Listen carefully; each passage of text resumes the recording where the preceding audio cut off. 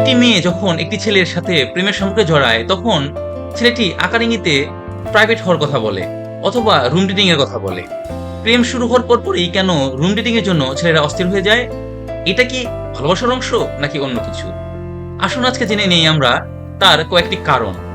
প্রথম কারণটি হলো শারীরিক আকর্ষণ। প্রেমের শুরুতেই ছেলেদের মধ্যে এক ধরনের শারীরিক কৌতূহল বেশি কাজ করে। তারা সম্পর্কটাকে দ্রুত প্রাইভেট জায়গায় নিয়ে যেতে চায়। দ্বিতীয় কারণটি হলো সামাজিক প্রভাব। সিনেমা, ড্রামা, সোশ্যাল মিডিয়ায় দেখা বিভিন্ন গল্পের প্রভাব ছেলেদের মধ্যে কাজ করে। তারা সেই অভিজ্ঞতাগুলো নিতেও পেতে চায়, যার কারণে তারা এই প্রেমটাকে ডেটিং এর পর্যায়ে নিয়ে যেতে চায়। তৃতীয় কারণটি হলো বন্ধুদের প্রভাব। বন্ধুদের আড্ডায় শোনা বিভিন্ন গল্প এবং বিভিন্ন বন্ধুর বিভিন্ন প্রেমের অভিজ্ঞতা সে নিতেও পেতে চায়। চতুর্থ কারণটি হলো মানসিক অস্থিরতা।